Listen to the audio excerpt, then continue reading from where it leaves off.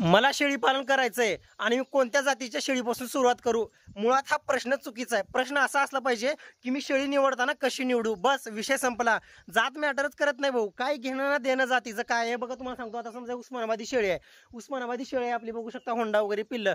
हे बघा, कोणत्याही जातीची शेळी असो, त्या जातीमध्ये एक टॉप क्वालिटीची शेळी असते, म्हणजे एक भरपूर दुधाची शेळी असते आणि कमी दुधाची पण शेळी असते. इनब्रीडिंगची पण शेळी असू शकतात आणि टॉप क्वालिटीच्या पण शेळी असू शकतात. विषय तसाच आहे. कोणत्याही जाती शेळी असो, तुमची बिटल, सोजत, तोतापरी, यमुनापरी, संगमनेरी, कोकण कन्या, जे काही आपण शेळ्यांचं संगोपन करत असतो, ज्या काही जाती आहेत त्याच्यामध्ये चांगल्या पण शेळ्या असतात आणि थोड्याशा खोडीच्या किंवा आपण म्हणत असतो ना की बाबा परवडणाऱ्या, म्हणजे न परवडणाऱ्या शेळ्या असं पण असू शकतात ना. हे बघा, विषय काय असतो तुम्हाला पहिली गोष्ट मी क्लिअर करतो की जे शेळीची निवड करते वेळेस फक्त आपल्या आसपासच्या परिसरातील, समजा आता माझा धाराशिव जिल्हा आहे, उस्मानाबादी शेळ्यांना मार्केट आहे, उस्मानाबादी शेळ्या पाळा. समजा आता संगमनेर, तिकडे संगमनेरी वगैरे शेळी आहे, तिकडे शेळ्या करा.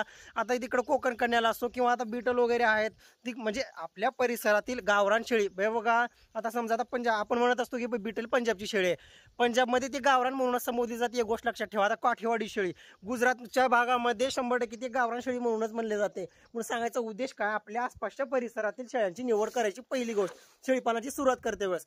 कारण कसं आहे, लांबून वगैरे शेळ्या वगैरे आणल्या, नुकसान झालं, पिल्लांची खोप वगैरे मिली, डायरेक्ट फार्म बंद पडत असतो, मानसिकता राहत नाही पुढे चालून शेळीपालन करण्याची. किंवा कसं आहे, एकदा नुकसान झालं की माणसाला त्याच्यामधून बाहेर येणं किंवा मग निगेटिव्ह विचार मनामध्ये येत असतात. त्याच्यामुळे लक्षात घ्या, सुरुवातीचे 1-2 वर्ष आपल्या मस्तपैकी जे काही शेळ्या आहेत, फक्त निवडताना शेळीला दूध भरपूर असायला पाहिजे, छान पिल्ले दिली पाहिजे, कोटेदार उंच पूर्ण शेळी आहे, बस विषय संपला. जसं की आपण शेळ्या निवडलेल्या आहेत, होऊ शकतात पिल्लं वगैरे आपली. आता डिवर्मिंग केलेलं आहे निलजानं, 1 नंबर पिल्लं आहे, तुम्हाला दिसत असेल.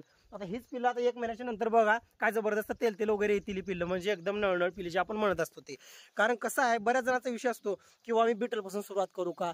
हे बघा, तो काहीच घेणं देणं मी तुम्हाला सांगतो. पहिले 2 वर्ष तुम्ही व्यवस्थित करा, 2, 2.5, 3 वर्ष चांगले. जर एक 10-5 शेळ्या केल्या तुम्ही गावरा आपल्या आसपासच्या परिसरामध्ये, मग एका वेताचे चक्र वगैरे अनुभवलं, पण एक 80% रोगराई जर तुमच्या हाताखालून गेली, थोडंसं झळ सोसलं काहीतरी, म्हणजे डॉक्टर आले 10-12 वेळेस फार्मवरती, एखादी शेळी काहीतरी कारण असतो, काही पिल्ले मेले, मग त्याच्यातून तुम्ही आणि नव्यानं शेड उभा केला, नवीन शेळ्या आणल्या, काहीतरी पिल्लांचं वगैरे संगोपन तुम्हाला सावकाश 1-2 महिन्यामध्ये चांगलं, 1-2 वर्षामध्ये चांगलं जमायला लागलं.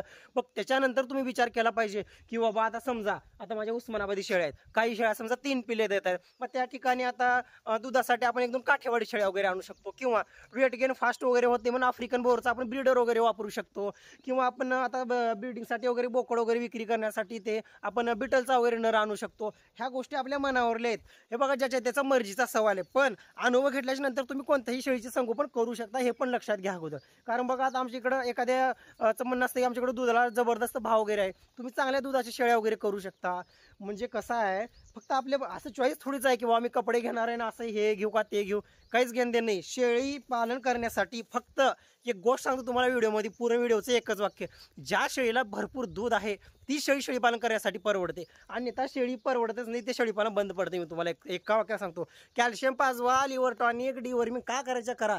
जर डॅमेज जर माल असेल, केअर माल जर असेल फार्मवरती, अजिबात परवडत नाही हो. लक्षात घ्या एक गोष्ट, पहिल्यांदा सांगतो, शेळीला भरपूर दूध असणं गरजेचं आहे. तुम्हाला वाटतंय ना आता कुठे गेली ती शेळी, आता ही शेळी वयस्कर आहे, बरोबर आहे, पिल्लं बघा काय जबरदस्त आहेत, कारण दूध आहे शेळीला. बघा कोटा, बघा तिचा, कोटेदार शेळ्या, जबरदस्त शेळ्या आहे. कसं आहे, नाद करायचं नाही याचा. 10,000 रुपये 100% जाते 3-4 महिन्यामध्ये. म्हणजे हे फरक चांगली असली पाहिजे. निवड करताना चुकीचं, म्हणजे निवड जर चुकली की तीही माहिती घ्या, काही जरी 10,000 जरी औषधं पाणी जर आणून ठेवले, जर मेन जर तुमचं जरी ते जर निवड करताना जर चुकी झाली, काहीतरी बेकार जनावर जर आले, काही शेळीपालन परवडत नाही. त्याच्यामुळे पहिली गोष्ट लक्षात घ्या, शेळीला दूध भरपूर असलं पाहिजे. मग आता दुधात शेळी तिचा कास व्यवस्थित आहे का, सडपारंब्या एकसारख्या आहेत का, शेळी चांगलं म्हणजे ओळखू येते ना, कारण की मोठा चांगला जबरदस्त कास वगैरे आहे, शेळी चालताना व्यवस्थित चालते, लंगडत वगैरे नाही. आता बाजारामध्ये वर शेळ्या वगैरे चालून घेणं गरजेचं आहे, कारण कसं शेळी आंधळी असणं, बऱ्याच हे बघा भरपूर खोडेल शेळ्या येत असतात. त्याच्यामुळे हे गोष्ट लक्षात घ्या. आणि स्टार्टिंगला जास्तीत जास्त करून तुम्ही आपल्या परिसरातील आजूबाजूच्या गावामध्ये आहेत, बाजारामध्ये असो किंवा आपल्या गावातल्या शेजारी बाजार, अशा शेळ्या निवडायच्या, मस्त 1-2 घ्यायच्या शेळ्या, सावकाश बंदिस्त करायच्या. आपण काय करत असतो, डायरेक्ट टॉपचा विचार करत असतो. मी बिटल शेळ्या आणणार, डायरेक्ट जाणार, 4 लाख रुपये घालणार, बिटल शेळ्या आणणार. एकतर ते पाणी बदल, वातावरण बदल, चारा वैरणी, एकतर तुम्ही नवीन शेळी पालक, काहीतरी म्हणजे अडचणी आल्या की झालं डोक्याला ताण, नुसते नाकावरले आणि कानावरले केस गेले बेजार, इकडे लगेच डॉक्टरला फोन, नुसते केस गेले तर नुसते नाकावरले कानावरले.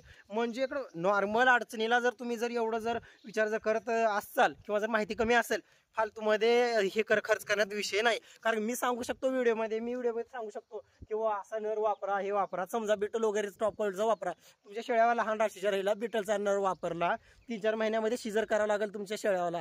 मग असे पण प्रॉब्लेम होतात. आपले जनावरं कसे आहेत त्याच्या अनुसार लक्षात घ्या अगोदर, त्याच्यानुसार आपण निर्णय घेतला पाहिजे फार्मवरती. कोणत्याही फार्मशी हे बघा, तुमचा फार्म कसा चालवायचा आहे ते तुमच्या स्वतःच्या हातामध्ये एक गोष्ट लक्षात घ्या. का कारण सांगतो आता बघा, बऱ्याच जणांचं म्हणजे आता मागच्या वेळेस काय झालं किंवा रेवस्टारनं शेळ्या इकड्याला शेळीपालन जमतच नाही. विचार करा तुम्ही, 4 शेळ्याचे 4 पिल्लं होते, मानले 4 शेळ्याचे 4 पिल्लं, इथं फक्त 2 शेळ्याचे 5 पिल्लं झाली. मग मला सांगा, फक्त 3 शेळ्याचे आता माझ्याकडे 7 पिल्लं आहेत. म्हणजे कसं आता बघा, 5 बोकड 2 पाटी, 7 पिल्लं आहेत 3 शेळ्यामध्ये. मग असं म्हणजे नियोजन करता आलं पाहिजे फार्मवरती.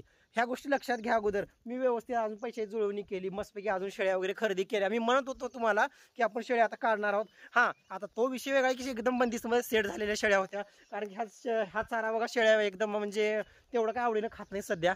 कारण 4G बुलेट वगैरे त्या शेळ्या काय होतं, एकदम उन्हाळ्यामध्ये वगैरे खाण्याची सवय होती. ह्या शेळ्यांना तितकी सवय नाही, पण खाते सावकाश.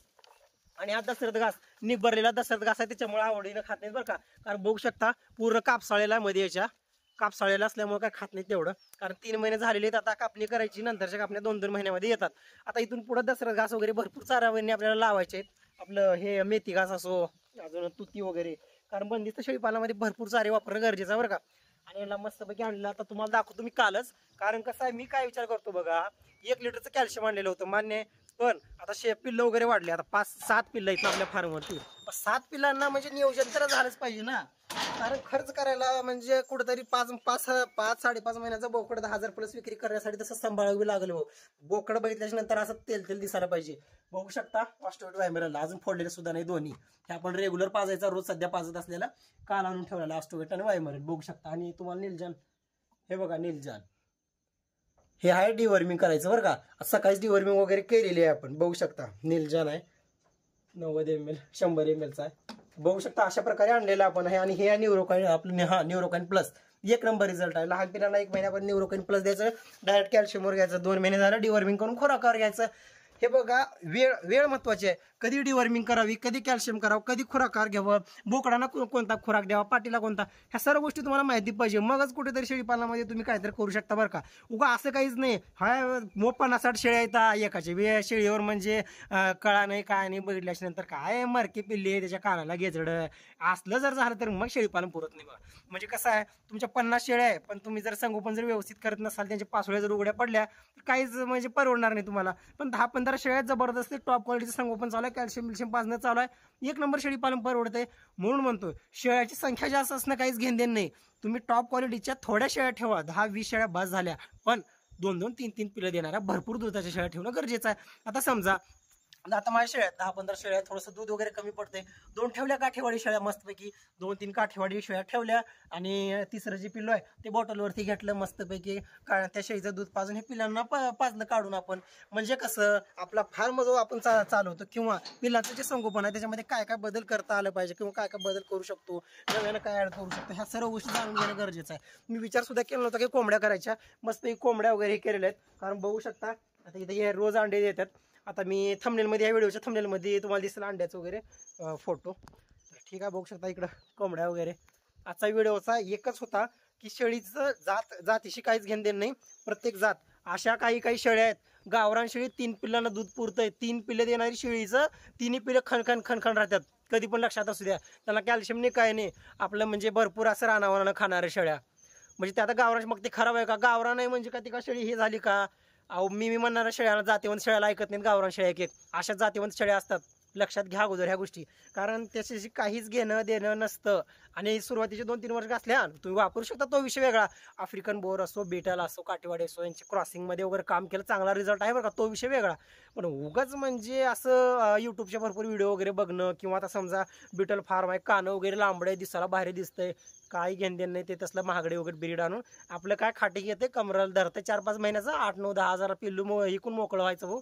ताण घ्यायचं नाही शेळीपालनामध्ये, उगा आव्हानं डावा खर्च करत बसण्याचं नाही. ठीक आहे, व्हिडिओ कसा वाटला ते पण सांगा. काही अडचणी असेल तर नक्की कमेंटमध्ये विचारा. तर भेटू पुढच्या व्हिडिओमध्ये. तोपर्यंत जय हिंद, जय भारत.